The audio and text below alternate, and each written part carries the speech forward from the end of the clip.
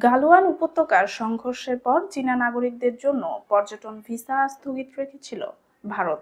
দুই দেশের টানাপোড়েন ধীরে ধীরে কমতে থাকায় অবশেষে সেই নিষেধাজ্ঞা তুলে নেওয়া হয়েছে। চীনের নাগরিকদের জন্য আবারও পর্যটন ভিসা চালু করেছে ভারত, যা দুই দেশের সম্পর্ক স্বাভাবিক হওয়ার পথে গুরুত্বপূর্ণ পদক্ষেপ হিসেবে বিবেচিত হচ্ছে। সরকারি সূত্র জানায়, চলতি বছরের জুলাইয়ে জারি করা নির্দেশনার ভিত্তিতে এই ভিসা চালুর সিদ্ধান্ত কার্যকর হয়েছে। এর আগে থেকেই ভারত ও চীন সম্পর্কের বরফ গলাতে বেশ কিছু পদক্ষেপ নিয়ে আসছিল। বছরের শুরুতেই দুই দেশের মধ্যে সরাসরি যাত্রীবাহী ফ্লাইট পুনরায় চালুর সিদ্ধান্ত নেওয়া হয়। 5 বছর বন্ধ থাকার পর জুন মাসে আবার শুরু হয় কৈলাস মানস সরোবর যাত্রা এবং প্রথম তীর্থযাত্রী দল তিব্বতে প্রবেশ করে।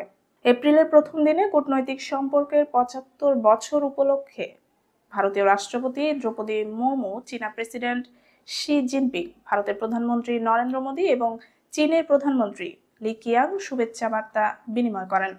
এরপর জুলাইয়ে ভারতের পররাষ্ট্রমন্ত্রী এস জয়শঙ্কর বেইজিং সফর করে জানান, দুই দেশের সম্পর্ক ইতিবাচক দিকে এগোচ্ছে এবং কৌশলগত আস্থার ভিত্তি তৈরি হচ্ছে।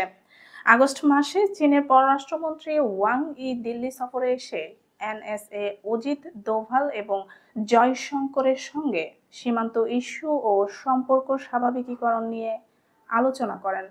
এই ধারাবাহিক অগ্রগতির পর 31 আগস্ট নরেন্দ্র মোদীর 7 বছর পর চীন সফর এবং তিয়ানজিনে এসসিও সম্মেলনে অংশগ্রহণ উভয় দেশের মধ্যে প্রতিদ্বন্দ্বিতার বদলে অংশীদারিত্বের মনোভাবকে আরও সুদৃঢ় করে।